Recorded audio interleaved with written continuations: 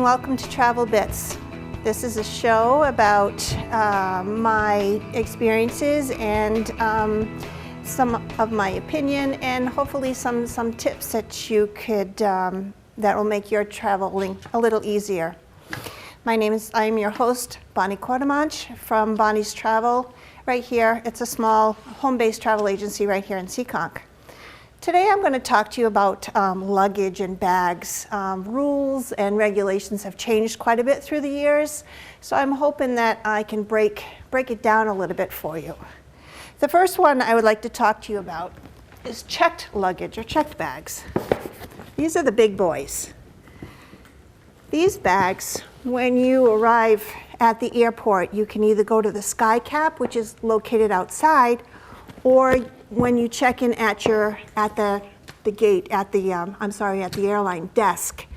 This will go right on their scale. They'll put the tags on it, and then you don't see it until you reach your destination. Hopefully, it'll be there when you reach your destination. The rules with checked luggage is it cannot weigh more than 50 pounds. So that's actually quite a bit of weight. So you can pack quite a few things in here. Also, you're allowed liquids over 3 ounces.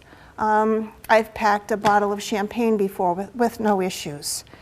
The thing with bags this size, just about every airline besides Southwest charges for you to pack to check a bag like this. Baggage fees go anywhere from $25 for the first bag to $35 for the second bag. And most flyers are only allowed 2 bags per person. And that is one way. So if you had 1 bag and say you were flying JetBlue to Mexico, it would be $50. It would be a $50 charge. There are pros and cons to checking a bag. The first one is you check in at the airlines, they take it away. You don't have to lug it around the airport anymore with you. And you do have that freedom of packing everything that you need or feel that you're going to need. The cons are, it might not reach your destination. There's a chance that it could get lost. And you tend to overpack with a larger bag. I know I've done it in the past, and I just pack more than I normally need. When you check in a bag, it's best to decorate it, to make it yours. So when it comes off the belt, when you go down to baggage claim to claim your bag, you want it to stand out to make sure you know it's yours and let the other flyers know that that bag is yours. They have straps. I've decorated mine with duct tape. I've seen ribbons.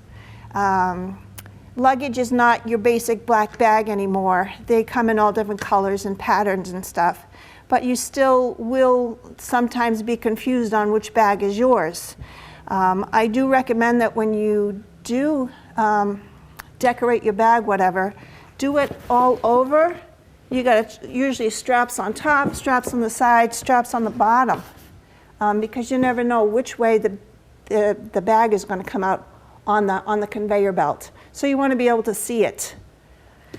And another thing I would recommend is if you are going on vacation and checking a bag and you're flying with someone else, it's always best to pack half of your things in the other bag and have your husband pack half of his things in your bag.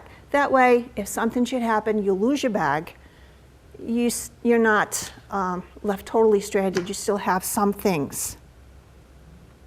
Other things that are checked are golf clubs and surfboards, musical instruments, baby items.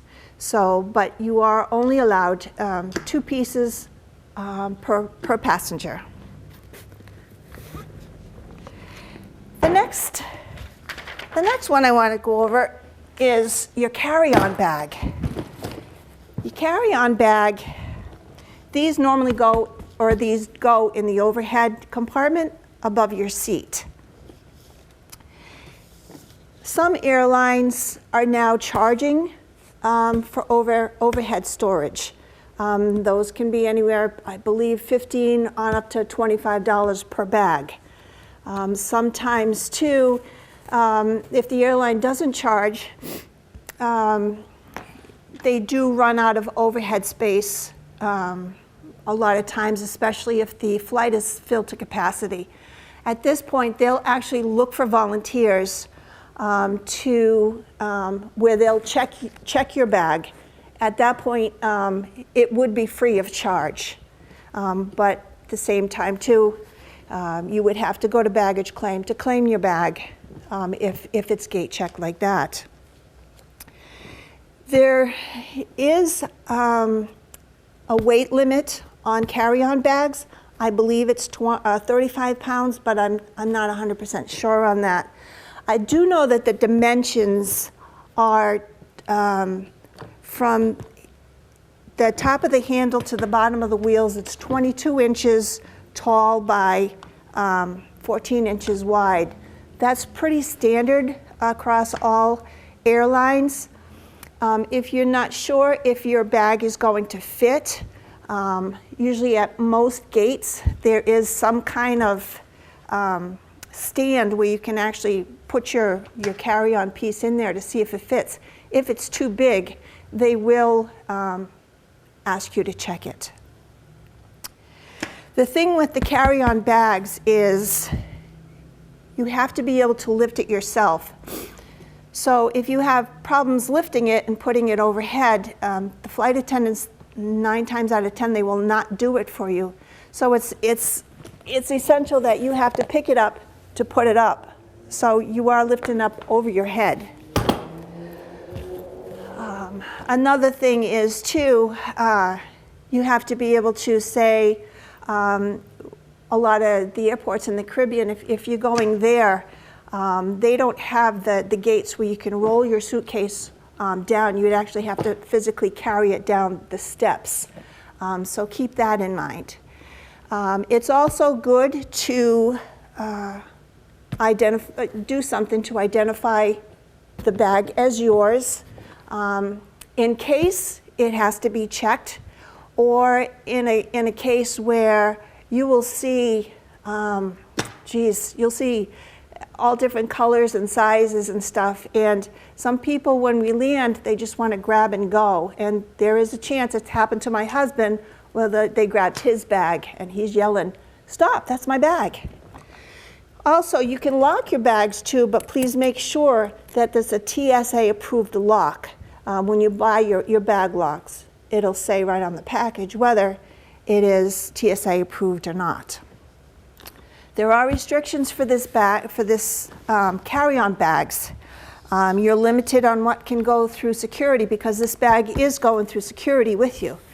So when you're going through security, you will have to remove the liquids, which is normally a clear plastic bag filled with your liquids no more than 3 ounces apiece. And besides this going through security, you'll also be, your handbags, your other items, and this and that. So it can make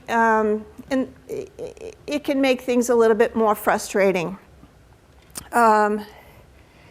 Carry-on bags like this normally come in soft sides, like this, or they come in the hard size. They're like vinyl. They come in all different colors, all different patterns and stuff.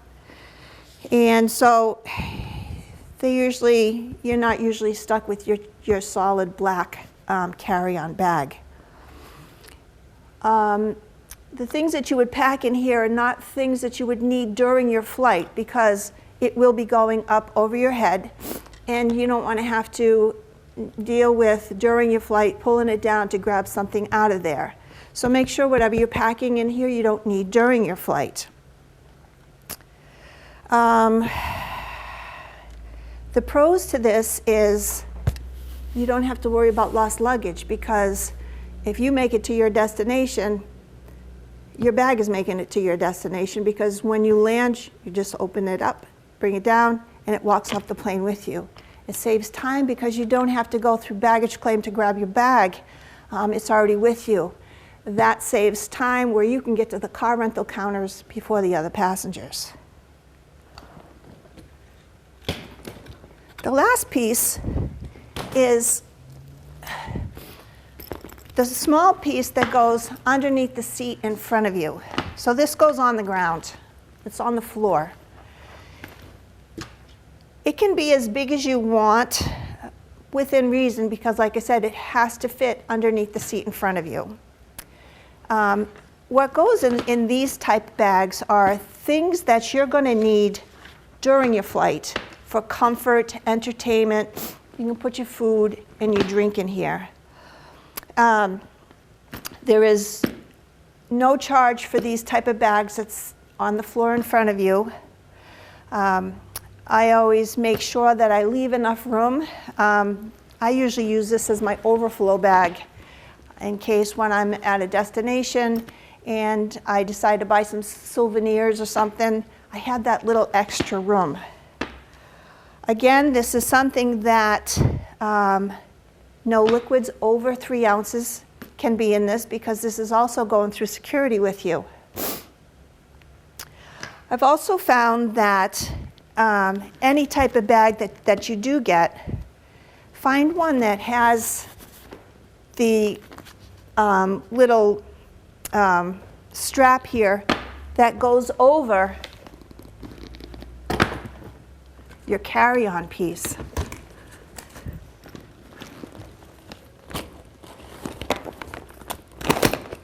That way, you don't have to worry about it falling off as you're going through the airport. Another thing I recommend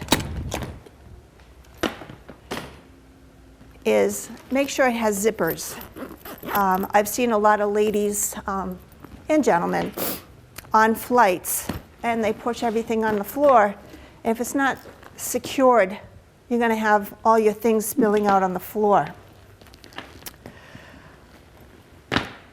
Ladies, some of the airlines, actually most of the airlines, are only allowed 2 bags to go with you on the flight, which is normally your carry-on and you're under the storage.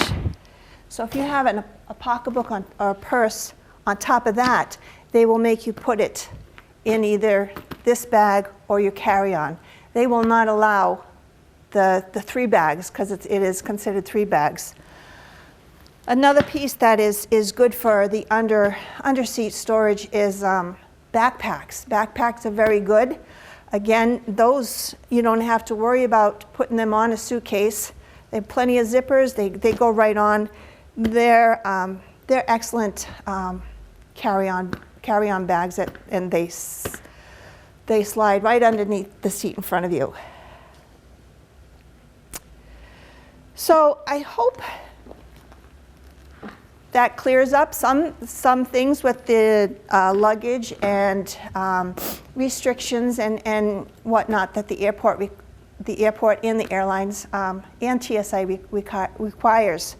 Now, it can be a little confusing, but like I said, it comes down to 3 bags. You have your checked bag, you have your carry-on bag, and then you have your under the seat storage. Well, that's all I have for you today.